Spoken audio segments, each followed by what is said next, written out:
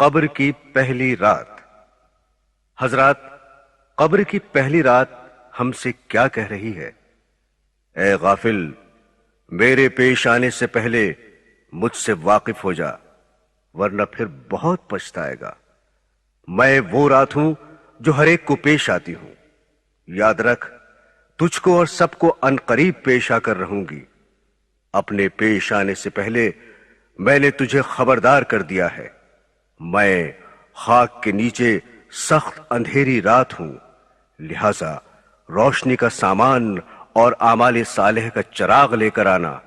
5 وقتہ نماز، نماز تہجد، قرآن مجید کی تلاوت، اللہ اور اس کے رسول صلی اللہ علیہ وسلم کی پوری فرما برداری کرنے اور اپنے نفس کی مخالفت کرنے سے میرے اندر چراغ روشن ہوگا۔ کر زمین کے نیچے جانے کی بھی فکر، اونچے اونچے یہاں تو بنوائے محل، روشنی کی قبر کا سامان کر، کام جو کرنے ہیں کر لے آج کل۔ حضرات گرامی، حضور نبی کریم صلی اللہ علیہ وسلم نے ارشاد فرمایا کہ قبر پر کوئی دن ایسا نہیں گزرتا جس دن وہ یہ اعلان نہیں کرتی کہ اے آدم کے بیٹے، تو مجھے بھول گیا؟ میں تنگی و تنہائی کا گھر ہوں، میں کیڑوں کا گھر ہوں، میں وحشت کا گھر ہوں۔ آپ نے یہ بھی فرمایا کہ جب مردے کو دفن کر دیتے ہیں تو قبر سے آواز آتی ہے کہ اے شخص، تو کتنا غافل اور بے فکر تھا کہ تو میرے سینے کو ساری عمر بڑی بے دردی سے رونتا رہا، حالانکہ تو یہ جانتا تھا کہ تیری آخری منزل میں ہوں اور میرے اندر کیڑوں کی پناہ گاہیں ہیں۔ میں رنج و تکلیف کی جگہ ہوں، میں وہ ہیبت ناک مقام ہوں جہاں صرف اندھیرا ہی اندھیرا ہے۔ لیکن افسوس کہ تو نے کبھی نہ سوچا اور ساری عمر غفلت میں برباد کر دی۔ لہذا اب بھی جاگ جا، ذرا خواب غفلت سے ہوشیار ہو، نہ غافل ہو، اتنا خبردار ہو۔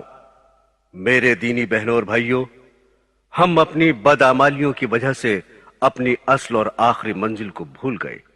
ہم اپنے دنیا میں آنے کا منشا و مقصد بھول گئے۔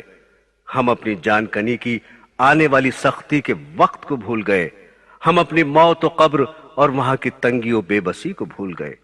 ہم قبر کے عذاب اور منکر نکیر کے سوالات کے وقت کو بھول گئے۔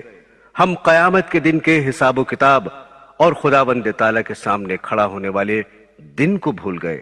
ہم پل صراط پر سے گزرنے اور دوزخ کے عذاب کا خوف و خطر بھول گئے۔ ہم دنیا اور دنیا کے مال و خیال اور اس کے کاروبار کے علاوہ سبھی کچھ بھول گئے۔ ہم دنیا کے حرص و طمع اور مال جمع کرنے کی دلدل میں پھنس گئے۔ ہم دنیا کے بندے اور اعمال کے اعتبار سے گندے بن گئے۔ دنیا ہماری طبیعت میں اور رگ رگ میں رچ بس گئی۔ اس لیے موت سے ہمیں نفرت ہے، قبر سے ہمیں وحشت ہے۔ موت کے لیے نہ کوئی تیاری ہے، نہ آخرت کے لیے کوئی سامان ہے، نہ ہی بھول کر بھی اس کا کبھی کوئی خیال آتا ہے، اور نہ ہی اللہ تعالیٰ کو ملنا پسند ہے۔ وہ شخص جو رنگ رلیوں اور عیش و عشرت میں پڑا ہوا خدا تعالیٰ کی یاد اور اپنے آخری انجام سے غافل ہے، کبھی اپنے عزیز و رشتہ دار اور دوست یار کی موت کا نقشہ یاد کر کے سوچے کہ وہ کس طرح مرے اور پھر کس طرح سے ان کے جنازے کو چارپائی پر لے جا کر مٹی کے نیچے دبا دیا گیا۔ جو کل بڑی شان و شوکت سے بن سنور کر کوٹھیوں اور محلوں میں رہا کرتے تھے، آہ، تم کو ان پر کچھ بھی رحم نہ آیا اور ان پر ذرا بھی ترس نہ آیا۔ جو کل تم پر فدا ہوتے اور جان دیتے تھے، آہ، تم نے ان پر اپنے ہاتھوں سے مٹی ڈال دی۔ اب مٹی نے ان کی شکل و صورت کا کیا حال کر دیا ہوگا، ان کے بدن کو ٹکڑے ٹکڑے اور الگ الگ کر دیا ہوگا۔ آہ، کس طرح سے وہ اپنے بیوی بچوں کو یتیم اور اپنے بھائی بہنوں، رشتہ داروں اور دوست یاروں کو روتا ہوا چھوڑ کر چلے گئے۔ ان کا مال، ان کے طرح طرح کے کپڑے، ان کا سب سامان یہیں پڑا اور دھرا رہ گیا۔ افسوس کہ ان کے ساتھ کچھ بھی نہ گیا اور نہ ہی ان کے وارثوں نے ان کے پاس چھوڑا۔ مرتے ہی ان کے سب کپڑے اتار لیے گئے، ان کی گھڑی اور ان کی انگوٹھی تک اتار لی گئی، ان کے سب خزانوں پر قبضہ کر لیا گیا، ان کو بالکل برہنہ اور ننگا کر دیا گیا، ان کو کفن میں لپیٹ کر دور اس سنسان ویران جنگل میں لے جا کر سینکڑوں من مٹی کے نیچے دبا دیا گیا۔ آج تک پھر ان کی کسی نے خبر تک نہ لی کہ کون تھا اور کیا ہوا، یا ہمارا اس سے کیا واسطہ تھا، یا ہم سے کون جدا ہو گیا۔ یاد رکھ اے غافل، یہی حشر ایک دن ان قریب یا دیر سے تیرا بھی ہونے والا ہے۔ تیرا یہ کر و فر، فخر و تکبر سب خاک میں مل جائے گا۔ قبر پر پھر نہ کوئی یار آئے گا، زمین میں دبا پڑا ہوگا، پھر نہ اٹھ سکے گا۔ تیری قبر پر گھاس اور جھاڑ ہوں گے، جانور تیری قبر پر چڑھتے پھریں گے، اور کیسے کیسے گندے لوگ تیری قبر پر سے گزریں گے۔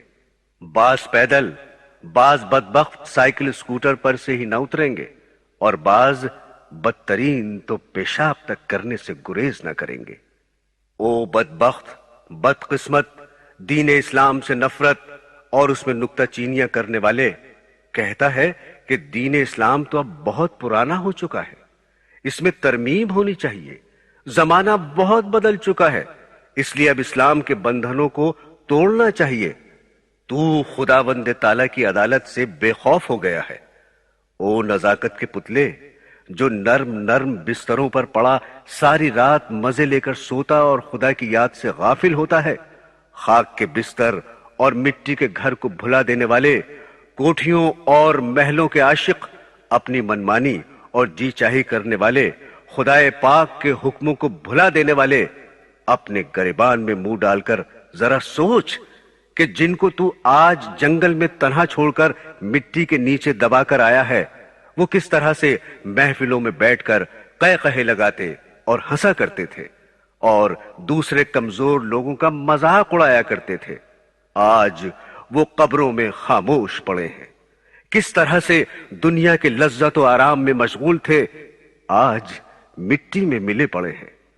کیسا انہوں نے موت کے آنے کو بھلا رکھا تھا، آج اس کا شکار اور لقمہ بن گئے۔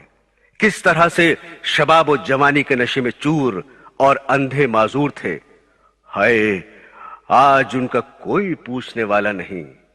کیسے دنیا کے دھندوں میں ہر وقت مشغول اور مال کمانے میں دن رات لگے رہتے تھے کہ ہر وقت دن رات صبح شام ماہ و سال ان کو چین و سکون اور صبر و شکر نہ تھا۔ آج ہاتھ الگ پڑا ہے، پاؤں الگ ہے، کان جن کو ریڈیو، ٹیپ ریکارڈر اور گانا سننے سے فرصت ہی نہ تھی، اور خدا و رسول صلی اللہ علیہ وسلم، اسلام و ایمان اور قرآن و حدیث کی بات سننے کو تیار ہی نہ تھے، سب الگ الگ پڑے ہیں۔ آنکھیں جن کو ٹیلی ویژن، وی سی آر، سنیما، کھیل تماشا اور بد نظری سے فرصت ہی نہ تھی، آج وہ بھی باہر نکلی پڑی ہیں۔ منہ زبان کو کیڑے مکوڑے چمٹ رہے ہیں، جن کو سرخی پاؤڈر لگانے، پان کھانے، سگریٹ پینے، قہقہ لگا کر ہنسنے، چغلی غیبت کرنے، گانے بجانے، فضول بکواس بکنے، جھوٹی شہادت دینے، تہمت بہتان لگانے، گپ شپ لڑانے کے علاوہ اور کوئی کام ہی نہ تھا، آج کیڑوں نے کھا چاٹ کر کیا حال کر دیا۔ سارے گورے گورے بدن میں کیڑے پڑ گئے، جس کو ہر وقت بناؤ سنگھار، نہانے دھونے، چمکانے، خوشبو میں بسانے، اپنے آپ کو موٹا تازہ کرنے اور صاف ستھرا دیکھنے کے علاوہ کچھ اور پسند ہی نہ تھا۔ بہت لوگ ایسے تھے جن کا ہمیشہ مشکیں بدن تھا، معطر کفن تھا، قبر کہنا ان کی کھولی تو دیکھا، نہ عضوے بدن تھا، نہ تارے کفن تھا۔ کیسا کھل کھلا کر ہنستے تھے، آج دانت گرے پڑے ہیں۔ کیسی کیسی تدبیریں سوچا کرتے تھے، برسوں کے انتظامات پہلے ہی سے سوچ لیا کرتے تھے کہ اتنے سال بعد اگر کوئی ضرورت آن پڑی تو کیا کریں گے۔ حالانکہ موت سر پر سوار تھی، مرنے کا دن قریب تھا، مگر ان کو یہ معلوم بھی نہ تھا کہ میرے ساتھ کل کیا ہونے والا ہے۔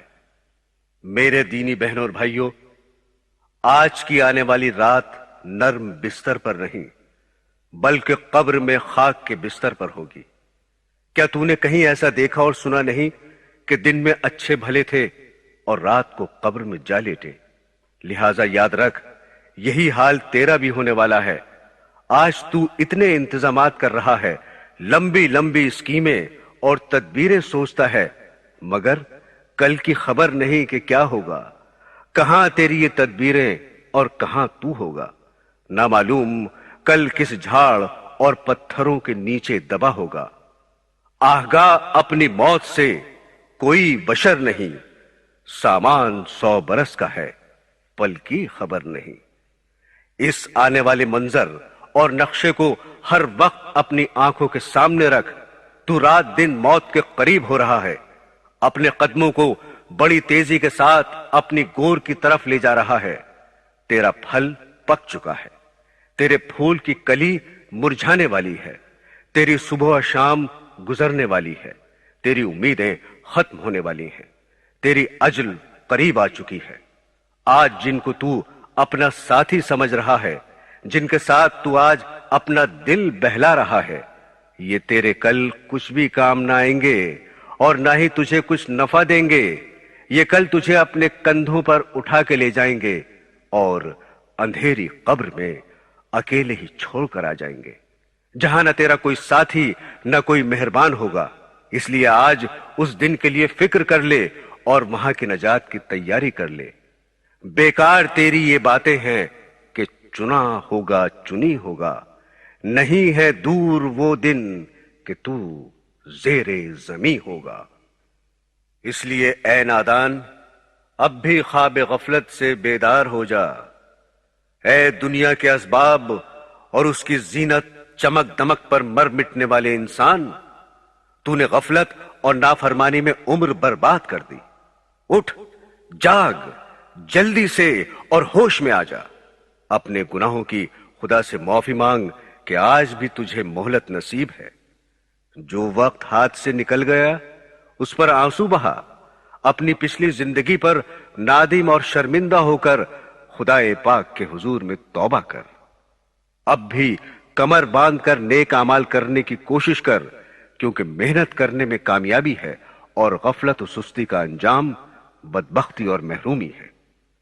تیری کامیابی محل مکان بنانے، دنیا کا ساز و سامان اکٹھا کرنے، مال و دولت جمع کرنے یا کوئی عہدہ حاصل کرنے میں نہیں، بلکہ تیری اصل کامیابی اللہ اور اس کے رسول کی فرما برداری کرنے اور آخرت کی زندگی بنانے میں ہے۔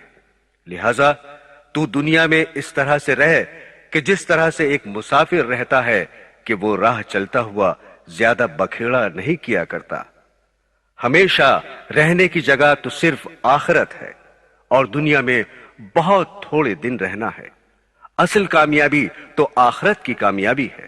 جس کو آخرت کی کامیابی نصیب ہو گئی وہ اپنی مراد کو پہنچ گیا۔ دنیا میں آج تک جتنے بھی لوگ آئے وہ سب کے سب اپنی منزل کی طرف کوچ کر گئے۔ یاد رکھ، تو بھی اسی طرح ایک دن کوچ کر جائے گا۔ یہاں کتنے آئے اور کتنے ہی چلے گئے، مگر افسوس کہ تجھے کچھ بھی نصیحت حاصل نہ ہوئی۔ اس دنیا میں جو بھی آیا کوچ کرنے کو ہی آیا۔ جب تجھے موت کا حادثہ پیش آئے گا جس کو کوئی ٹال نہیں سکتا، تو تیرے مال و دولت اور نوکر و خادم تیرے کچھ بھی کام نہ آئیں گے۔ اس وقت ڈاکٹر اور حکیم، دوست، رشتہ دار اور سب گھر والے تجھے بچانے کی تدبیریں اور علاج ختم کر کے مایوس اور نا امید ہو جائیں گے اور تیرے پاس سے اٹھ کھڑے ہوں گے۔ تجھ پر جاں کنی کا عالم ہوگا، کوئی تیرے منہ میں پانی ڈالے گا اور کوئی تجھے سورہ یاسین سنائے گا۔ تیرا دم نکل جانے کے بعد تیرے بدن سے لباس حاضرہ اتار کر تجھے کفن کی چادروں میں لپیٹ دیں گے، تجھے زمین کی تہ میں اکیلا چھوڑ دیں گے اور نظروں سے چھپا دیں گے۔ کوئی کہے گا بڑا اچھا باپ تھا، کوئی کہے گا بڑا اچھا دوست تھا، کوئی کہے گا بڑا نیک تھا، کوئی کہے گا اللہ پاک مغفرت فرمائے، کوئی کہے گا دنیا میں اچھی گزار گیا اور اچھا وقت پورا کر گیا۔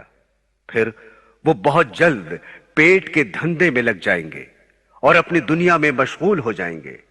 پھر وہ بھولے سے بھی کبھی تجھے یاد نہ کریں گے، مگر اس زبانی جمع خرچ کے بعد انہیں یہ بھی خبر نہ ہوگی کہ کون چلا گیا، کون ہم سے جدا اور رخصت ہو گیا، اس کا کچھ خیال نہ ہوگا، بلکہ ان کی ساری کوشش مال و دولت، زمین و جائیداد کے تقسیم کرنے، آپس میں بانٹنے اور لڑنے مرنے پر لگی ہوگی۔ تیرے مال کی تقسیم کی کمی بیشی کی وجہ سے وہ ایک دوسرے پر اپنا زیادہ حق جتلانے پر مقدمے بازی کریں گے۔ اس بلا و مصیبت میں وہ برسوں گرفتار اور مبتلا رہیں گے، پھر کوئی جیت گیا کوئی ہار گیا، آخر لڑائی جھگڑے اور مقدمے بازی کے بعد ایک دوسرے سے لین دین اور تعلقات بھی ختم ہوں گے۔ انجام کار یہ کہ اسی حال میں وہ اس دنیا فانی سے رخصت ہوں گے۔ اے غافل، جو کہ دھوکے میں پڑا ہوا ہے، ان کی دوستی سے دھوکہ نہ کھا۔ سب سے اچھا دوست اور ساتھی تیرا نیک عمل ہے۔ دن گزر رہے ہیں، قبر منہ پھاڑے ہوئے ہے، موت سر پر چکر لگا رہی ہے، ملک الموت روح قبض کرنے کے انتظار میں ہے۔ حالات بدل رہے ہیں، ہولناک واقعات پیش آنے کو ہیں، تنگ و تاریک اور تلخ گھاٹیاں طے کرنے کو ہیں۔ تیری غفلت اور لاپرواہی کا یہ حال ہے کہ تجھے کچھ خبر ہی نہیں کہ کل تیرے ساتھ کیا ہونے والا ہے۔ کہیں مال و دولت کے جمع کرنے کی فکر میں ہے، کہیں چار یاروں سے ہنسی دل لگی کے ذکر میں ہے۔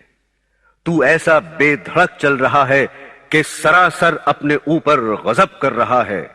تو مال و دولت، جوانی و صحت اور طاقت و توانائی کے نشے میں چور ہے اور دین سے کوسوں دور ہے۔ آخر یہ غفلت و سستی اور آخرت سے بیزاری کب تک رہے گی؟ ایسے گھر پر کیا رونا اور فریاد کرنا جو اجڑ گیا، خالی ہو گیا، جس کے نشان مٹ گئے، ان کی یادگاروں اور کھنڈروں پر واہ ویلا کیسا؟ بچپن کا زمانہ گزر چکا، غزل گوئی اور افسانہ بازی کا وقت بیت گیا، تو پھر اب یہ بچپنا اور شعر و شاعری کیسی؟ 50 سال کی عمر ہو چکی، سر سفید ہو چکا، تو پھر کھیل تماشے کیسے؟ لیلا مجنو کے وصال، ان کے ہجر و فراق اور ان کے عشق و معشوق کے تذکروں کو اب جانے دے۔ یاد رکھ، یہ دوستان بے وفا خواہ کتنا ہی خلوص و محبت جتائیں، کتنا ہی تجھ پر نثار اور پروانہ وار ہوں، خدا کی قسم یہ کسی طرح بھی کھوٹ سے خالی نہیں۔ حسینوں ناظرینوں کی محبت سراسر بد نصیبی اور ندامت ہے۔ تیرا یہ ہر روز کا بننا سمرنا اور ہم نشینوں کے ساتھ رنگ رلیاں منانا، شراب و کباب کے نشے میں بدمست اور مدہوش رہنے کا انجام سوائے آخرت کی ذلت و رسوائی کے اور کیا ہے؟ اب بھی وقت ہے، میرا کہنا مان جا کہ ہر محبوب کی محبت سے بیزار اور دست بردار ہو کر حضور نبی کریم صلی اللہ علیہ وسلم سے الفت و محبت کا رشتہ جوڑ لے، اور دل و جان سے ہر کام میں ان کی پوری پوری فرما برداری کر، اور اسی پر اپنی نجات کا بھروسہ اور امید رکھ۔ حضور نبی صلی اللہ علیہ وسلم کی محبت اور تابعداری کا ہونا عزت و کامیابی اور علامت ایمان ہے، لہٰذا اس کو کامل کر لے۔ آپ کی محبت انسان کے لیے دین و دنیا میں عزت، قبر میں سامان انسیت اور آخرت کا بہترین ذخیرہ اور توشہ ہے۔ اس مولا کریم رب رحیم کا احسان سمجھ اور شکریہ ادا کر کہ جس نے تجھے ان کا امتی بنایا اور ان کے ذریعے سے تجھے ایمان بخشا، جنہوں نے فرمایا آدمی اسی کے ساتھ ہوگا جس سے اس کو محبت ہوگی، یہ سچا وعدہ ہے۔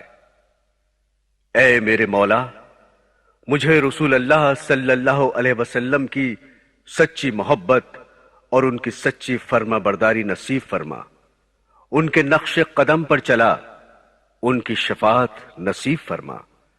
میں ان کی شفاعت کا امیدوار ہوں، کیونکہ محب کو اپنے محبوب سے پوری امید ہوتی ہے۔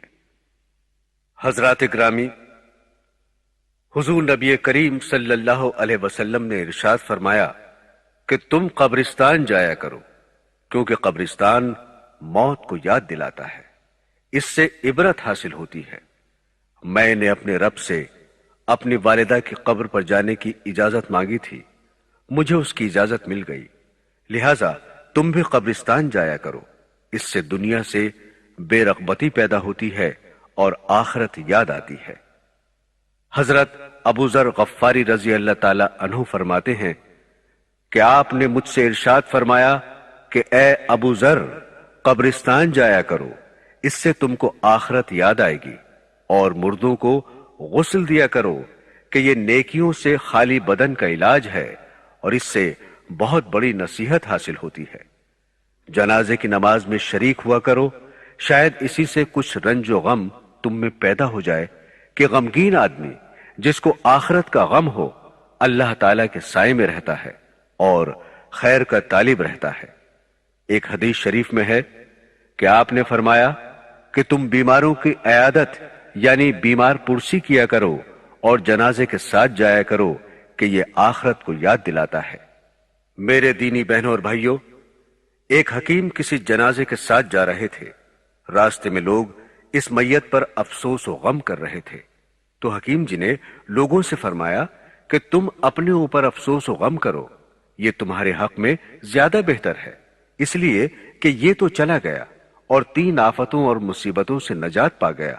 اول یہ کہ آئندہ اب کبھی اس کو ملک الموت کے دیکھنے کا خوف نہیں رہا، دوسرے موت کی سختی کی مصیبت اب اس کو نہیں آئے گی، تیسرے برے خاتمے کا خوف اس کو اب ختم ہو گیا۔ لہذا اب تم اپنی فکر کرو کہ یہ تینوں سخت منزلیں تم پر آنے کو باقی ہیں۔ حدیث شریف میں ہے کہ ایک نوجوان مجلس میں کھڑے ہوئے اور عرض کیا کہ اے اللہ کے رسول، مومنین میں سے زیادہ سمجھدار کون ہے؟ تو آپ نے ارشاد فرمایا کہ موت کا کثرت سے ذکر کرنے والا اور اس کے آنے سے پہلے اس کے لیے بہترین تیاری کرنے والا۔ کسی نے عرض کیا یا رسول اللہ، اسلام کا نور سینے میں داخل ہونے کی کیا علامت ہے؟ فرمایا کہ اس دھوکے کے گھر دنیا فانی سے دور رہنا اور ہمیشہ رہنے والے گھر یعنی آخرت کی طرف جانے اور موت آنے سے پہلے اس کی تیاری کرنا۔ حضرت عبداللہ ابن عمر رضی اللہ تعالی عنہ فرماتے ہیں کہ ہم 10 آدمی جن میں ایک میں بھی تھا جناب رسول اللہ صلی اللہ علیہ وسلم کی خدمت میں حاضر ہوئے، تو ایک انصاری نے حضور صلی اللہ علیہ وسلم کی خدمت میں یہ سوال پیش کیا کہ یا رسول اللہ، سب سے زیادہ سمجھدار اور سب سے زیادہ محتاط آدمی کون ہے؟ فرمایا کہ جو لوگ موت کو سب سے زیادہ یاد کرنے والے ہوں، پس یہی لوگ ہیں جو دنیا کی شرافت اور آخرت کا اعزاز اور مرتبہ لے اڑے۔ حضور نبی کریم صلی اللہ علیہ وسلم نے ارشاد فرمایا کہ دانا یعنی عقل مند وہ شخص ہے جو اپنے نفس کو قابو میں رکھے اور موت کے بعد والی زندگی کے لیے عمل کرے۔ نادان اور بے عقل وہ ہے جو اپنے نفس کی خواہشات کی پیروی کرے اور اللہ تعالیٰ سے بے بنیاد امیدیں رکھے۔ اس حدیث پاک سے معلوم ہوا کہ دانا اور عقل مند وہ نہیں جو اپنے آپ کو عقل مند سمجھے یا پھر دنیا والے اسے عقل مند سمجھتے ہوں، حالانکہ دانا اور عقل مند وہ ہے جو خدا اور رسول کی نظر میں دانا اور عقل مند ہو۔ خداوند تعالیٰ اور رسول اکرم صلی اللہ علیہ وسلم کی نظر میں دانا اور عقل مند وہ شخص ہے جو اپنے نفس کو قابو میں رکھے اور اس کو بری خواہشات سے روکے رکھے، ہر وقت اس کا محاسبہ کرتا رہے، کسی وقت بھی اس کی نگرانی سے غافل نہ ہو کہ وہ اپنی من مانی اور جی چاہی کرنے لگے، اور خداوند تعالیٰ کی بنائی ہوئی حدود کو توڑ کر آزاد ہو جائے، ہر وقت آخرت کی زندگی کو سامنے رکھ کر موت کے بعد آنے والی زندگی کی فکر رکھ کر اس کو سنوارے، بنائے اور وہاں کی کامیابی کی تیاری کرتا رہے۔ خدا اور رسول کی نظر میں نادان اور بے وقوف شخص وہ ہے جو اپنی زندگی کی باغ ڈور اپنے نفس کے ہاتھ میں دے دے اور دن رات اپنے نفس ہی کی خواہشات پوری کرنے میں لگا رہے، اور پھر خدا کے فضل و کرم کی بے بنیاد امیدیں رکھے، یعنی پوری زندگی تو نافرمانیوں اور من مانیوں میں گزار دے اور صرف زبانی جمع خرچ اور آرزو سے جنت کا طالب رہے۔ ایسا شخص نقصان اور خسارے میں رہنے والا ہے۔ حدیث شریف میں ہے کہ حضور صلی اللہ علیہ وسلم نے فرمایا کہ لذتوں کو توڑنے والی چیز یعنی موت کو کثرت سے یاد کیا کرو۔ موت کو یاد رکھنے سے انسان کی امیدیں کم ہو جاتی ہیں اور نفس کم ہو جاتا ہے۔ موت کی تیاری رکھنے کی وجہ سے اس دنیا فانی سے بے رغبتی اور دوری ہونے لگتی ہے۔ موت کی یاد آدمی کو مال کی زیادتی، حرص و طمع اور لالچ سے بھی روکنے والی ہے، کیونکہ آدمی ظلم و ستم، کم تول، جھوٹ بول اور دھوکے فریب کر کے اپنے سر گناہوں کے گٹھر خزانے جمع کر کے اور وارثوں کے حوالے کر کے دنیا سے خالی چلا جاتا ہے اور پچھلوں کے منہ میں ناجائز لقمہ دے جاتا ہے جو بعد میں ان کے لیے وبال جان بن جاتا ہے۔ لیکن اگر آدمی کو موت یاد رہے تو وہ ان سب ناجائز کاموں سے بچ جاتا ہے، بلکہ اس کا مال بھی پھر آخرت میں ذخیرہ اور مددگار بن جاتا ہے۔ موت انسان کو اگر دنیا میں یاد رہے، ہر رنج و غم سے ہر وقت وہ آزاد رہے۔ موت کی یاد آدمی کو توبہ پر آمادہ کر دیتی ہے، دوسروں پر ظلم و ستم کرنے، ان کا ناجائز مال کھانے اور ان کے حقوق کی حق تلفی کرنے سے باز رکھتی ہے۔ غرض یہ کہ موت کو یاد رکھنے سے آدمی بہت سے گناہوں سے بچ جاتا ہے۔ یاد رکھنا موت کا اکسیر ہے، غم سے بچنے کی بس یہی تدبیر ہے۔ حضرت امام غزالی رحمت اللہ علیہ فرماتے ہیں کہ اگر آدمی پر کوئی آفت یا مصیبت، کوئی حادثہ یا رنج و غم، کوئی تکلیف یا پریشانی، کوئی ڈر یا خوف پوری زندگی میں کبھی بھی نہ آئے، تب بھی موت کی سختی اور خوف ایسی چیز ہے جو اس کی تمام لذتوں اور راحتوں کو ختم کر دینے کے لیے کافی ہے۔ اس کی تمام خوشیوں پر پانی پھیر دینے والی ہے۔ اس کی غفلت کو ختم کر دینے کے لیے اس کا فکر ہی کافی ہے۔ موت اتنی سخت وبا اور مصیبت ہے کہ آدمی کو ہر وقت اس کی فکر اور تیاری میں مشغول رہنا چاہیے، پھر بھی اس کا وقت معلوم نہیں کہ کب آ کر پکڑ لے۔ لیکن آج آدمی کی حالت یہ ہے کہ ہر وقت دنیا کمانے، کھانے پینے، اس کا ساز و سامان اکٹھا کرنے اور رنگ رلیاں منانے میں مشغول ہے۔ دن رات، صبح شام دولت جمع کرنے، محل بنانے اور گھر بسانے کی فکر میں لگا ہوا ہے۔ آسمان پر اس کی گرفتاری کے وارنٹ جاری ہو چکے ہیں اور اس کی موت کا حکم جاری ہو چکا ہے، جس میں نہ کسی کی سفارش چل سکتی ہے، نہ ہی کوئی اپیل کی جا سکتی ہے اور نہ ہی منٹ دو منٹ کی اس کو مہلت مل سکتی ہے۔ جب بھی کسی پر موت کا وقت آیا تو اس کو کچھ کہنے سننے کی مہلت ہی نہیں مل سکی۔ کلام کیا کہ زبان تک منہ میں ہل نہ سکی، پلک جھپکنے کی مہلت بھی ان کو مل نہ سکی۔ پھر بھی یہ کس قدر دھوکے میں پڑا ہوا ہے، دنیا کی دلدل میں پھنسا ہوا ہے، محل مکان بنا رہا ہے، باغ لگا رہا ہے، زمین خرید رہا ہے، فیکٹری لگانے کی فکر میں ہے، غرض دن رات انہی باتوں کے خیال و فکر میں ہے اور رات کو بھی یہی خواب دیکھتا ہے، لیکن موت کو کبھی بھولے سے یاد نہیں کرتا۔ اس کا نام زندوں کی فہرست سے کٹ کر مردوں کی فہرست میں آ چکا ہے، بازار میں اس کا کفن تک بھی آ چکا ہے، مگر افسوس کہ اس کو کچھ ہوش ہی نہیں۔ موت ایسی چیز ہے کہ جس کے آنے کا کوئی وقت مقرر نہیں اور نہ ہی کسی کو یہ پتا ہے کہ وہ کب آ پکڑے۔ پھر یہ کتنی حیرانی کی بات ہے کہ آدمی سب کچھ جانتا ہوا بھی انجان بن جائے اور اس کو بھولا رہے، دنیا کی لذتوں اور غفلتوں میں پڑا رہے۔ اگر اس کو یہ پتا چل جائے کہ کوئی سپاہی یا پولیس اس کی تلاش میں ہے جو اس کے جرم کی وجہ سے اس کو سزا دے گا تو سب لذت و آرام خاک میں مل جائے گا، یا اس کو صرف اتنا ہی پتا چل جائے کہ اس کی گرفتاری کے وارنٹ جاری ہو چکے ہیں، بس اتنا سنتے ہی ہوش اڑ جائیں گے، نیند تک حرام ہو جائے گی، لذت و آرام کیسا۔ میرے دینی بھائیوں اور پیاری بہنوں، حضور نبی کریم صلی اللہ علیہ وسلم نے حضرت فاطمہ رضی اللہ تعالیٰ عنہ سے فرمایا کہ اے میری بیٹی، تو نیک عمل کر اور اس خیال میں نہ رہنا کہ میں محمد صلی اللہ علیہ وسلم کی بیٹی ہوں اور بخشی جاؤں گی۔ حضرات، دیکھیے کس قدر غور کرنے کا مقام ہے۔ جو لوگ یہ کہہ کر جان چھوڑا لیتے ہیں یا پھر یہ سمجھتے ہیں کہ ہم تو فلاں پیر صاحب یا فلاں مولوی صاحب کا پلہ پکڑ کر جنت میں چلے جائیں گے، وہ کس قدر اپنے آپ کو دھوکہ دے رہے ہیں اور نفس و شیطان کے کہنے پر اپنی زندگی برباد کر رہے ہیں۔ عزیزو، اب بھی وقت ہے، قبر کا عذاب بہت دردناک ہے۔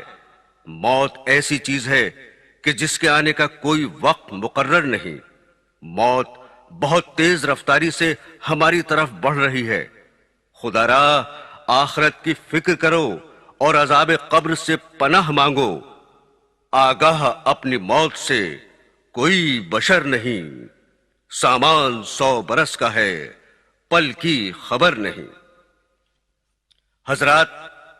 حضرت فاطمہ زہرا رضی اللہ تعالیٰ عنہ کی وفات کے بعد جب رات کو ان کا جنازہ قبر میں اتارا گیا تو حضرت ابو ذر غفاری رضی اللہ تعالیٰ عنہما نے اپنے جوش غم میں قبر سے خطاب کر کے فرمایا کہ اے قبر، کیا تجھے کچھ خبر بھی ہے کہ ہم کس کا جنازہ لے کر آئے ہیں؟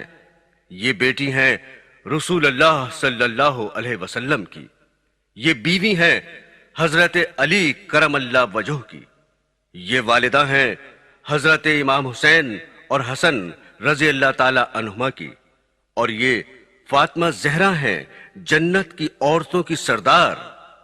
قبر سے آواز آئی کہ اے ابو ذر، قبر حسب و نسب بیان کرنے کی جگہ نہیں ہے، یہاں تو صرف نیک اعمال کا ذکر ہے، یہاں تو وہی آرام پائے گا جس کے اعمال اچھے ہوں، جو سچے دل سے اللہ اور اس کے رسول کے فرما بردار ہوں گے۔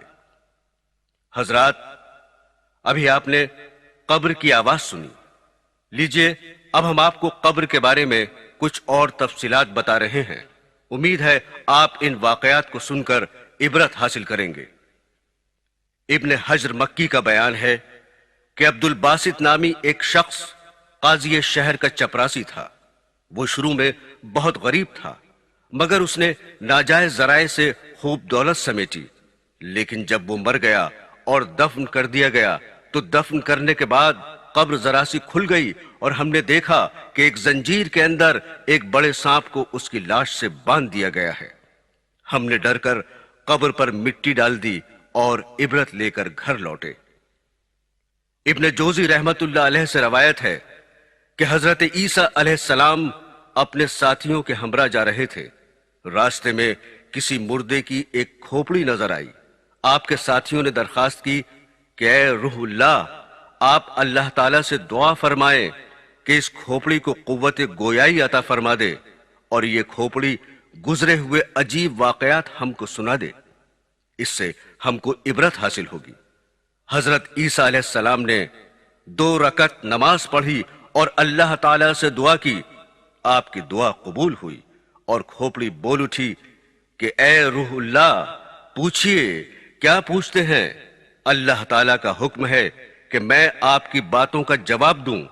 آپ نے پوچھا، تو اس دنیا میں کون سی شخصیت رکھتا تھا؟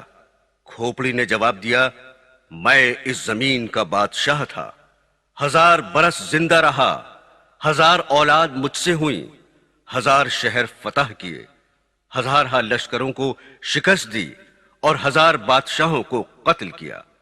بالآخر اس فاتح زمانہ کو موت آئی۔ میں نے اچھی طرح یہ معلوم کر لیا کہ زہد و تقوی سے بڑھ کر کوئی دولت نہیں اور حرص و طمع میں ہلاکت ہی ہلاکت ہے، اور اللہ تعالیٰ کی تقدیر پر راضی رہنے میں سب سے بڑی عزت ہے۔ محترم سامعین، اب ہم جو واقعہ آپ کو سنا رہے ہیں وہ بڑا عبرتناک اور دل ہلا دینے والا ہے۔ خدا ہم سب مسلمانوں کو قبر کے عذاب سے بچائے۔ لیجئے ایک کفن چور کی داستان سنیے۔ حضرت سیدنا حسن بصری رحمت اللہ علیہ کے دست مبارک پر ایک ایسے کفن چور نے توبہ کی جس نے تقریباً 2200 کفن چرائے تھے۔ حضرت حسن بصری رحمت اللہ علیہ کے دریافت کرنے پر اس نے 3 قبروں کے واقعات بیان کیے۔ ایک بار میں نے ایک قبر کھودی تو اس میں ایک دل ہلا دینے والا منظر دیکھا۔ کیا دیکھتا ہوں کہ مردے کا چہرہ سیاہ ہے، پاؤں میں آگ کی زنجیریں ہیں اور اس کے منہ سے خون اور پیپ جاری ہے، نیز اس قدر بدبو آ رہی ہے کہ دماغ پھٹا جا رہا ہے۔ یہ خوفناک منظر دیکھ کر میں ڈر کر بھاگنے ہی والا تھا کہ مردہ بول پڑا، کیوں بھاگتا ہے؟ اور سن کہ مجھے کس گناہ کی سزا مل رہی ہے۔ میں مردے کی پکار سن کر ٹھٹک کر کھڑا ہو گیا اور تمام ہمت اکٹھی کر کے قبر کے قریب گیا، اور جب اندر جھانک کر دیکھا تو عذاب کے فرشتے اس کی گردن میں آگ کی زنجیریں باندھے بیٹھے تھے۔ میں نے مردے سے پوچھا، تو کون ہے؟ اس نے جواب دیا، میں مسلمان ابن مسلمان ہوں، مگر افسوس میں شرابی اور زانی تھا اور اسی بدمستی کی حالت میں مرا اور عذاب میں گرفتار ہو گیا۔ ایک مرتبہ جب کفن چرانے کی غرض سے میں نے قبر کھودی تو ایک کالا مردہ زبان نکالے برہنہ کھڑا ہو گیا، اس کے چاروں طرف آگ لپک رہی تھی، فرشتے اس کے گلے میں زنجیریں باندھے کھڑے تھے۔ اس شخص نے مجھے دیکھتے ہی پکارا، بھائی میں سخت پیاسا ہوں، مجھے تھوڑا سا پانی پلا دو۔ فرشتوں نے مجھ سے کہا، خبردار اس بے نمازی کو پانی مت دینا۔ پھر میں نے ہمت کر کے اس مردے سے پوچھا، تو کون تھا اور تیرا جرم کیا ہے؟ اس نے جواب دیا، میں مسلمان تھا، مگر افسوس میں نے اللہ تعالی کی بہت نافرمانیاں کی ہیں اور میری طرح بہت سے لوگ عذاب میں گرفتار ہیں۔ میرے دینی بھائیوں، دیکھا آپ نے، بے نمازی، شرابی، زانی اور اللہ تعالی کی نافرمانی کرنے والے کس قدر خوفناک عذاب میں مبتلا دیکھے گئے۔ یاد رکھیے، عذاب قبر حق ہے۔ عذاب قبر دراصل عذاب برزخی کو کہتے ہیں۔ حضرات، ناحق فیصلہ کرنا بھی عذاب قبر ہے۔ لیجئے ایک اندھے کفن چور کا عبرتناک واقعہ سنیے۔ ابو اسحاق ابراہیم بن عبداللہ طالبی رحمت اللہ علیہ کا بیان ہے کہ ہمارے یہاں ایک اندھا کفن چور تھا۔ وہ بھیک مانگتا تھا اور بھیک مانگتے ہوئے وہ کہا کرتا تھا کہ کوئی شخص مجھے کچھ دے تاکہ میں اسے انوکھی خبر سناؤں، اور کوئی شخص مجھے زیادہ دے تاکہ میں اسے انوکھی چیز دکھاؤں۔ ایک دن وہ بھیک مانگتا ہوا آیا، لوگوں نے اس کو دیا، میں بھی وہاں موجود تھا۔ بھیک پا کر اس نے انوکھی چیز دکھانے کے لیے اپنی آنکھوں سے کپڑا ہٹایا۔ میں نے دیکھا کہ اس کی دونوں آنکھیں غائب تھیں اور آنکھوں کے حلقے کا سوراخ آگے سے پیچھے تک آر پار تھا۔ دونوں سوراخ ایسے تھے جیسے دو ٹکلیاں لگی ہوں، اور سامنے سے اس کی گدی کے پیچھے کی چیزیں صاف نظر آ رہی تھیں۔ پھر اس نے کہا کہ اب میں تم کو انوکھی خبر سناتا ہوں۔ میں اپنے شہر کا کفن چور تھا اور میری کفن چوری اتنی مشہور ہو گئی کہ لوگ مجھ سے ڈرنے لگے اور میں کسی سے نہیں ڈرتا تھا۔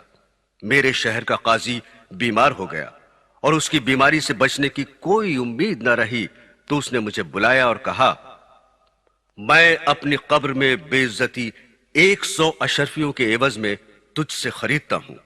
یہ 100 اشرفیاں لے لے اور میری قبر سے کفن نہ چرانا۔ میں نے اشرفیاں لے لیں اور چلا گیا۔ قاضی اس بیماری سے اچھا ہو گیا اور موت سے بچ گیا۔ پھر وہ قاضی کچھ عرصے کے بعد بیمار پڑ گیا اور آخر کار مر گیا۔ لوگوں نے اس کو دفن کر دیا۔ میں نے سوچا کہ اس نے جو 100 اشرفیاں دی تھیں وہ پہلی بیماری کی تھیں، اور وہ اب تو دوسری بیماری میں مرا ہے، اس لیے میں نے اس کی قبر کھودی تاکہ اس کا کفن چرا لوں۔ قبر کھودنے پر میں نے عذاب کی آہٹ محسوس کی، اور قاضی قبر میں پریشان حال تھا۔ اس کے بال بکھرے ہوئے تھے اور آنکھیں سرخ تھیں۔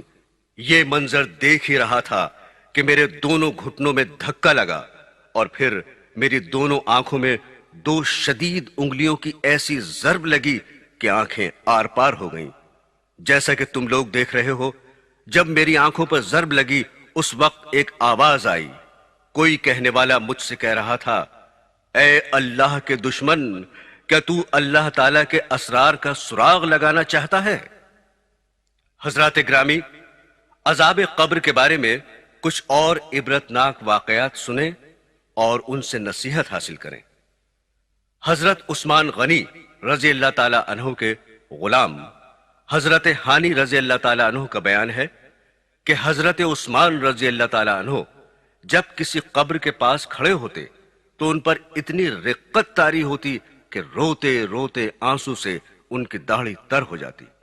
حضرت عثمان رضی اللہ تعالیٰ عنہ کی یہ کیفیت دیکھ کر کسی نے ان سے پوچھا کہ آپ جنت و جہنم کا ذکر کرتے ہیں تو نہیں روتے، اور قبر پر اتنا روتے ہیں، اس کی کیا وجہ ہے؟ اس کے جواب میں حضرت عثمان رضی اللہ تعالیٰ عنہ نے فرمایا، رسول اللہ صلی اللہ علیہ وسلم کا ارشاد ہے کہ سفر آخرت کی پہلی منزل قبر ہے۔ اگر اس پہلی منزل پر نجات حاصل ہو گئی تو سمجھو بعد کی منزلیں آسان ہو گئیں، اور اگر اس پہلی منزل پر نجات نہ ملی تو بعد کی منزلیں اس سے زیادہ سخت آئیں گی، یعنی قبر ہی اگلی منزلوں کی راحت و غم کی علامت ہے۔ حضور اکرم صلی اللہ علیہ وسلم کا یہ بھی ارشاد ہے کہ میں نے جتنے ہولناک مناظر دیکھے ان میں سب سے زیادہ ہولناک قبر کے منظر کو پایا۔ حضرت برار رضی اللہ تعالی عنہ کا بیان ہے کہ رسول اللہ صلی اللہ علیہ وسلم کے ہمراہ ہم ایک جنازے میں شریک ہوئے۔ ہم نے دیکھا کہ آپ ایک قبر کے کنارے بیٹھ گئے، پھر آپ اس قدر روئے اور ہم کو بھی اس قدر رلایا کہ زمین تر ہو گئی۔ آپ نے اس وقت فرمایا، میرے بھائیوں، اس جیسی ہولناک جگہ کے لیے تیاری کرو۔ ابو اسحاق یحییٰ بن حسین رحمت اللہ علیہ کا بیان ہے کہ مجھ سے ایک معتبر جماعت نے بتایا کہ صفا میں ایک گورکن نے ایک قبر کھودی۔ مردے کو دفن کرنے کے بعد گورکن کو اپنی کوئی بھولی ہوئی چیز یاد آئی۔ اس نے جا کر دوبارہ قبر کھودی اور اس نے یہ عجیب نقشہ دیکھا کہ مردے پر ایک بڑا سانپ تھا، اتنا بڑا کہ اس نے مردے کو گھیر رکھا تھا۔ گورکن ڈر گیا اور اس پر غشی سی طاری ہو گئی۔ اس کے بعد اس کی عقل جاتی رہی۔ پاگل ہونے کے بعد اس نے گورکنی چھوڑ دی۔ ابو اسحاق یحییٰ بن حسین کا بیان ہے کہ ایک معتبر جماعت نے یہ خبر دی کہ سید ہادی اتفاق سے کہیں جا رہے تھے کہ راستے میں ایک کھوپڑی دیکھی اور اس میں لگام بھی تھی۔ سید ہادی نے اس کھوپڑی کو اٹھا کر زمین کے نیچے دفن کر دیا، مگر فوراً ہی زمین نے اپنے اندر سے اس کھوپڑی کو باہر پھینک دیا۔ سید ہادی کو بڑی حیرانی ہوئی، وہ برابر فکر میں رہے۔ اچانک ایک آواز آئی اور سید ہادی بہت دیر تک بے ہوش پڑے رہے۔ ابن حفشب رحمت اللہ علیہ اپنا واقعہ بیان کرتے ہیں کہ میرا ایک بار ایک قبیلے پر گزر ہوا، وہاں ایک قبرستان تھا۔ عصر کے بعد میں نے دیکھا کہ ایک قبر شق ہو گئی اور اس میں سے ایک آدمی نکلا۔ اس کا سر گدھے کا تھا مگر اس کا جسم آدمی کا تھا۔ وہ نکل کر 3 بار گدھے کی طرح چیخا، پھر قبر میں چلا گیا اور قبر بند ہو گئی۔ میں نے اہل قبیلہ سے اس قبر والے کا حال پوچھا تو بتایا گیا کہ وہ شرابی تھا۔ جب اس کی ماں نصیحت کرتی تھی تو وہ کہتا، خواہ مخواہ تو گدھے کی طرح چیختی ہے۔ چنانچہ وہ عصر کے بعد مر گیا اور ہر روز عصر کے بعد اس کی قبر شق ہوتی ہے اور وہ 3 بار چیختا ہے۔ حضرت انس رضی اللہ تعالی عنہ سے روایت ہے کہ نبی کریم صلی اللہ علیہ وسلم ایک جنازے میں تشریف لے گئے۔ جب میت قبر میں رکھ دی گئی تو آپ نے ایک کپڑا طلب فرما کر اس سے قبر کو ڈھانک دیا۔ اس وقت آپ نے فرمایا، قبر میں مت جھانکو، قبر ایک امانت ہے۔ اگر جھانک کر دیکھو گے تو کہیں یہ منظر نہ دکھائی دے کہ کالا سانپ مردے کی گردن میں توق کی طرح پڑا ہوا ہے، اور اللہ تعالیٰ کہیں یہ حکم نہ دے دے کہ قبر سے زنجیر کی آواز تم کو سنائی دے۔ حضرت ابو ہریرہ رضی اللہ تعالی عنہ سے روایت ہے کہ نبی کریم صلی اللہ علیہ وسلم نے ارشاد فرمایا، اپنے مردوں کو نیک لوگوں کے پاس دفن کیا کرو، کیونکہ مردہ برے پڑوسی سے اس طرح ایذا محسوس کرتا ہے جس طرح زندہ آدمی برے پڑوسی سے ایذا پاتا ہے۔ حضرت ابن عباس رضی اللہ تعالی عنہ سے روایت ہے کہ سرور کائنات صلی اللہ علیہ وسلم نے ارشاد فرمایا، جب تمہارا کوئی آدمی وفات پا جائے تو اس کو اچھا کفن دو اور اس کی وصیت پر جلد عمل کرو اور اس کی قبر اچھی کھودو اور اس کے لیے اچھا پڑوسی تلاش کرو۔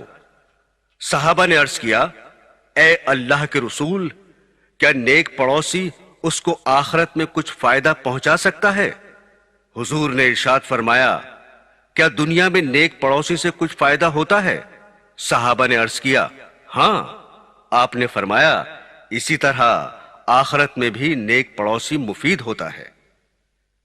صدقہ بن خالد رحمت اللہ علیہ نے دمشق کے بعض مشائخ سے روایت بیان کی ہے۔ مشائخ کہتے ہیں کہ ہم حج کو گئے، ہمارے ایک ساتھی راستے میں انتقال کر گیا۔ ہم نے وہاں کی آبادی میں سے ایک کدال لے کر اس کی قبر کھودی اور اس مردے کو اس میں دفن کر دیا۔ دفن کرنے کے بعد یاد آیا کہ کدال تو قبر میں ہی بھول گئے۔ ہم نے قبر کو پھر کھودا تو دیکھتے ہیں کہ اس مردے کی گردن اور دونوں ہاتھوں کو اس کدال میں باندھ دیا گیا ہے۔ ہم نے یہ دہشتناک منظر دیکھ کر قبر کو مٹی سے پاٹ دیا اور کدال کو نہ نکال سکے۔ کدال کے مالک کو اس کی قیمت دے کر راضی کیا۔ جب ہم وہاں سے لوٹ کر آئے تو اس مردے کی بیوی سے اس کا حال پوچھا۔ اس نے بتایا کہ میرا خاوند ایک شخص کے ہمراہ جا رہا تھا، اس شخص کے پاس مال تھا، میرے خاوند نے اس کو قتل کر کے اس کا سارا مال لوٹ لیا تھا اور اسی مال سے یہ حج کو جا رہا تھا۔ حضرت امام حسین رضی اللہ تعالی عنہ کے قاتلوں کا سردار عبید اللہ ابن زیاد جب مقتول ہوا تو اس کا سر اور اس کے ساتھیوں کے سر میدان میں رکھے گئے۔ اچانک ایک بڑا سانپ نمودار ہوا، تمام لوگ اس کے خوف سے ادھر ادھر منتشر ہو گئے۔ وہ سانپ تمام سروں میں گھستا پھرتا باہر نکلتا رہا، یہاں تک کہ ابن زیاد کے دونوں نتنوں میں داخل ہو کر پھر اس کے منہ سے باہر نکلا۔ کئی بار اسی طرح کر کے وہ چلا گیا، پھر لوٹ آیا اور دوسرے سروں کے ساتھ بھی یہی برتاؤ کرتا ہوا غائب ہو گیا۔ کچھ معلوم نہیں ہوا کہ کہاں سے آیا تھا اور کہاں غائب ہو گیا۔ حافظ ابن قیم رحمت اللہ علیہ بیان کرتے ہیں کہ ابو عبداللہ محمد صرافی رحمت اللہ علیہ نے یہ واقعہ بیان کیا ہے کہ میں اپنے گھر سے ایک دن نکلا اور باغ کی طرف جا رہا تھا۔ چلتے چلتے جب سورج چھپنے کا وقت آیا تو میرا گزر ایک قبرستان پر ہوا، تو میں نے ایک قبر دیکھی جو شیشہ گر کی بھٹی کی طرح انگاروں سے سرخ ہو رہی تھی، اور اس آگ کے بیچ میں ایک مردہ پڑا ہوا تھا۔ تو میں نے وہاں کے لوگوں سے قبر والے کا حال دریافت کیا تو لوگوں نے بتایا کہ وہ چنگی وصول کیا کرتا تھا، آج ہی لوگوں نے اس کو دفن کیا ہے۔ ایک حدیث میں منقول ہے کہ ایک جوان آدمی نہایت غمگین خلیفہ عبد الملک کے پاس آیا۔ عبد الملک نے اس کے رنج و غم کی وجہ پوچھی تو اس غمزدہ نے کہا، میں اپنے گناہ کے سبب سے غمگین ہوں۔ عبد الملک نے کہا کہ تیرا گناہ آسمان و زمین سے تو بڑا نہیں۔ اس نے کہا کہ اس سے بھی بڑا ہے۔ پھر عبد الملک نے پوچھا کہ تیرا گناہ بڑا ہے یا اللہ تعالی کی رحمت؟ اس پر اس نوجوان نے خاموشی اختیار کی۔ پھر عبد الملک نے اس سے پوچھا، تیرا کون سا گناہ ہے؟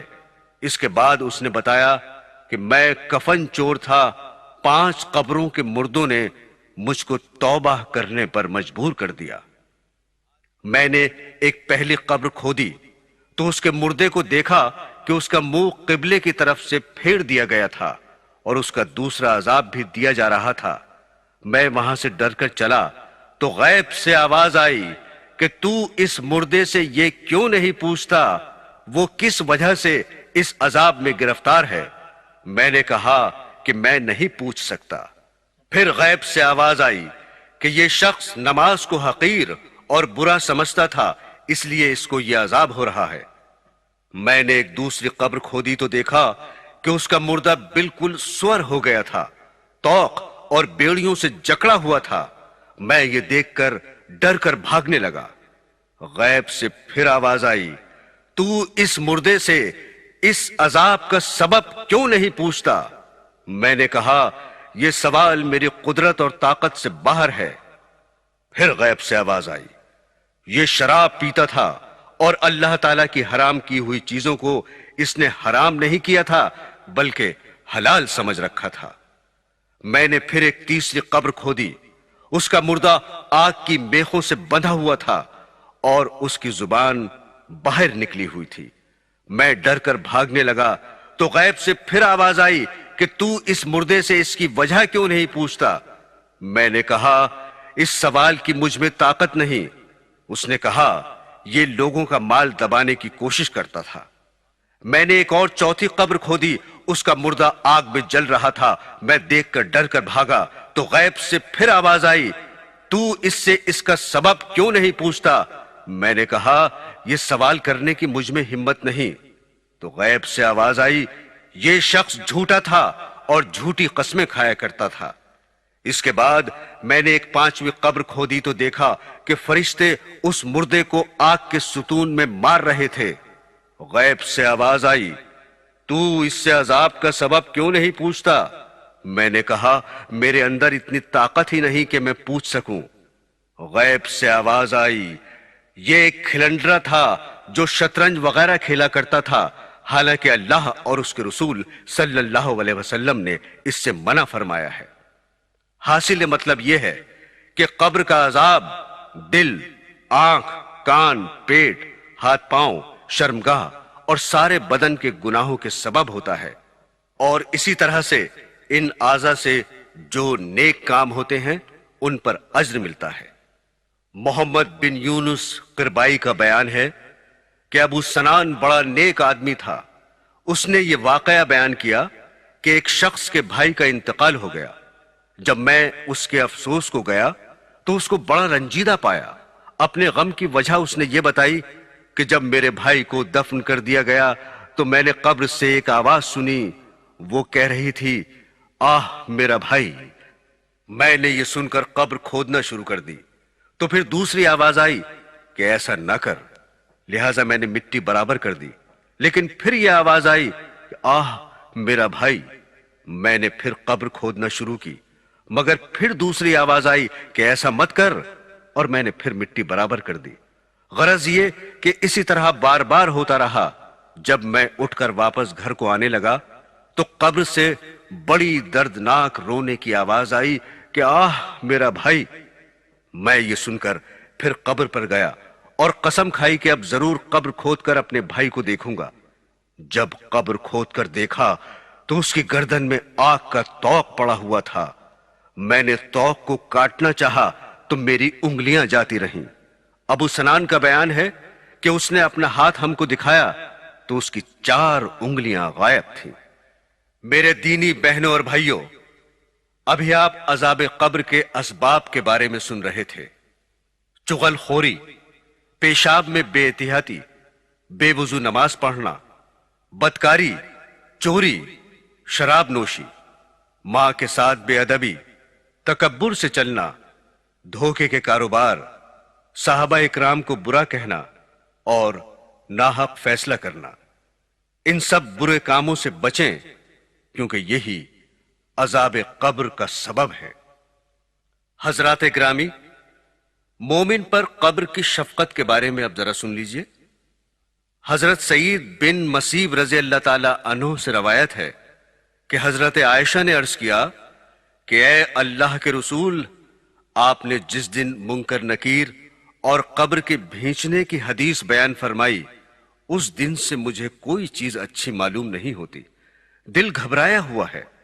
آپ نے فرمایا اے عائشہ، منکر نکیر کی آوازیں باوجود کڑک کے مومن کے کانوں میں ایسی معلوم ہوں گی جیسے آنکھ میں سرما لگانے کی آواز ہوتی ہے، اور مومن کو قبر اس شفقت سے دبائے گی جیسے کوئی ماں اپنے بیٹے کے درد سر کو دور کرنے کے لیے نرم ہاتھ سے دباتی ہے۔ ہاں عائشہ، ہلاکت تو ان لوگوں کی ہے جو مومن نہیں ہیں، ان کو قبر اس طرح دبائے گی جیسے انڈا پتھر سے دبا دیا جاتا ہے۔ حضرت عبداللہ بن شجر رضی اللہ تعالی عنہ سے روایت ہے کہ رسول اللہ صلی اللہ علیہ وسلم نے فرمایا، جو شخص بیماری کی حالت میں قل اللہ پڑھتا رہے اور اس بیماری میں اس کا انتقال ہو جائے تو وہ فتنہ قبر سے محفوظ رہے گا، اور قیامت کے دن فرشتے اس کو اپنی ہتھیلیوں پر رکھ کر پل صراط سے گزاریں گے اور وہ جنت میں پہنچ جائے گا۔ حضرت عطا سے روایت ہے کہ مردہ جب قبر میں رکھا جاتا ہے تو سب سے پہلے اس کے پاس اس کا عمل جاتا ہے، اور عمل کہتا ہے میں تیرا عمل ہوں۔ مردہ کہتا ہے میرے گھر والے، میرے اہل و عیال اور میرا مال کہاں ہے؟ عمل جواب دیتا ہے ان تمام چیزوں کو تو نے اپنے پیچھے چھوڑا، قبر میں صرف میں تیرے ساتھ داخل ہوا ہوں۔ اس پر مردہ حسرت سے کہتا ہے اے کاش میں ان تمام چیزوں پر تجھی کو ترجیح دیتا، کیونکہ قبر کی اس تنہائی میں تو ہی میرا سچا ساتھی ہے۔ حضرات گرامی، قبر آخرت کا پہلا دروازہ ہے، لہذا جو کوئی اعمال صالح کی پونجی لے کر اس دروازے سے داخل ہوگا تو اللہ تعالیٰ کے فرشتے گرم جوشی کے ساتھ اس کا استقبال کریں گے۔ قبر میں حشر تک آرام سے سویا کرے گا، پھر حشر کے دن اس کو دوبارہ اٹھایا جائے گا اس حالت میں کہ وہ اللہ سے راضی ہوگا اور اللہ تعالیٰ اس سے راضی ہوگا، اور یہی سب سے بڑی کامیابی ہے۔ کتنے خوش نصیب ہیں وہ لوگ جو نیکیوں کی پونجی لے کر اس منزل قبر میں داخل ہوتے ہیں تو قبر ان کے لیے جنت کا باغ بن جاتی ہے، اور جو لوگ بد اعمال کا ذخیرہ جمع کر کے لے جاتے ہیں تو ان کے لیے قبر جہنم کا گڑھا بن جاتی ہے۔ وہ عذاب دیکھ کر پھر پچھتاتے ہیں، لیکن وہاں کا پچھتانا پھر کس کام کا؟ حاصل یہ ہے کہ قبر دنیا کی کھیتی کا کھلیان ہے اور مقام عبرت ہے، لہذا اب بھی خبردار ہو جا پہلے اس کے کہ موت کے بعد تجھے بیدار کیا جائے۔ عذاب قبر کا معاملہ بہت مشکل ہے۔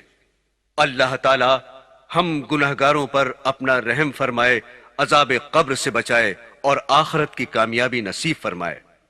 حضور صلی اللہ علیہ وسلم نے ارشاد فرمایا کہ تم عذاب قبر کے خوف کی وجہ سے مردوں کو دفنانا چھوڑ دو گے؟